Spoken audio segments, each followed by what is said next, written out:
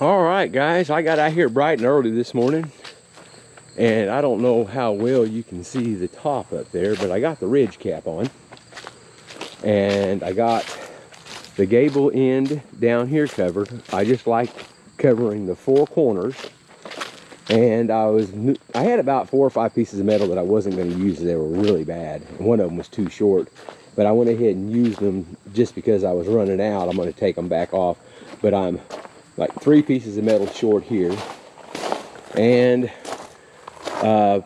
1, 2, 3, 4 pieces of metal short for my door. Those 2 over there aren't long enough to do what I need to do. I don't remember if you watched, I don't know if you watched the video of my ceiling, but if you remember, see how many holes were in the wall? You can see the light coming through the walls. There was that many on the roof. And I got up there with some caulking. It's called Powerhouse. It's a chocolate brown color, and that was my first go around. And I'll go over it again, and because you know, you can see holes that I just flat missed.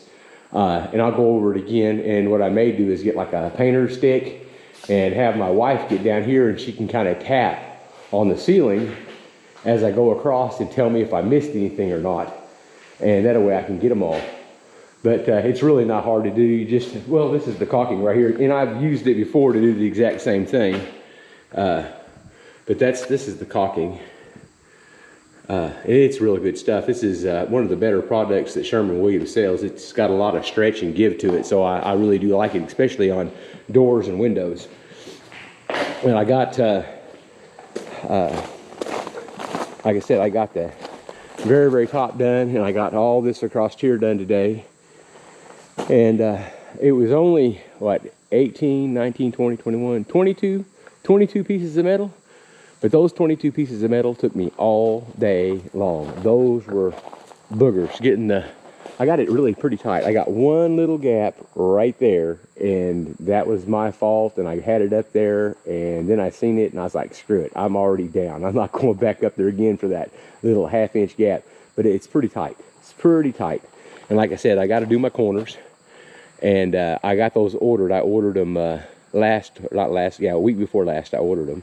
Got all my mess cleaned up and picked up, and man, I don't know if you watched my other videos or not, but I had a big old huge pile of 2x4s and 2x6s right there, and there's not much left. All this out here is covered in concrete. I need to unscrew it and beat off what I can get off, and I'll use it somewhere else.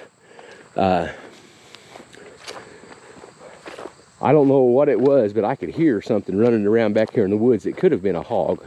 The leaves are really good and dry, and a lot of leaves are starting to fall now, and they're really good and dry back there, and I could hear something running around in there.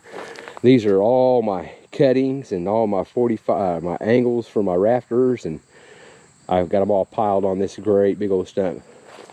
That was a heck of a tree, but it was leaning. Not quite as bad as that one, but it was leaning pretty bad, and it was hollow. And right here is where I'm going to put my cabin, and it was leaning right at my cabin. And I thought, man, the second I get my cabin built, that sucker will start snapping and popping and fall on it. So I went ahead and cut it, or should I say, I had my brother cut it down. And there's a video on that too, if you want to see that. And it's a pretty big tree. I don't know, it was probably every bit of 60 or 70 plus foot tall. Well, it was as tall as this one right here. Every bit as tall as that one. And I moved my trail cameras to a different spot where I can kind of see who's coming and going. I don't care, anybody wants to come down here, but I just like to know who's coming in and out, and watch the animals that come in and out too. The animals really more than anything, because there's really not a whole lot down here to steal. But anyways, I sure appreciate you guys checking in with me and going on this little adventure with me. And I've been thinking about what I'm going to do here. When I was laying this thing out, I knew I was going to make it 32 by 32 from far corner to far corner. And I was thinking 32, and you know, I had that number stuck in my head, so half of 32 is 16. So when I put these brackets in the ground, I put them at 16 foot.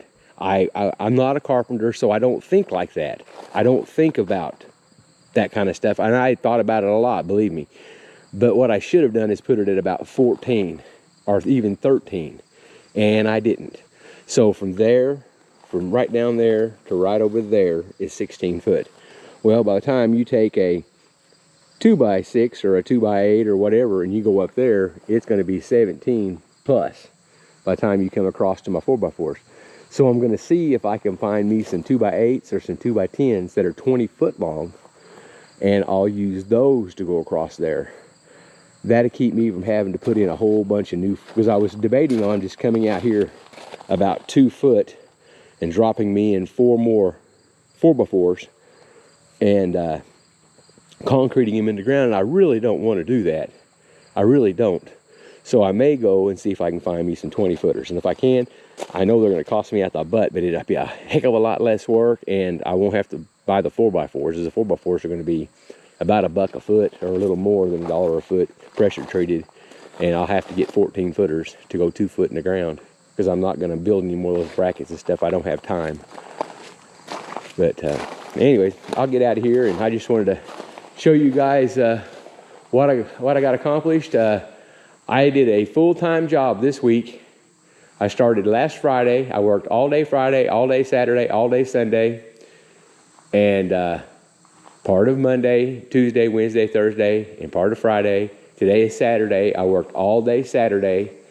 So I did this by myself in maybe 8 days. And like I said, I don't know what I'm doing, but I'm doing the best I can.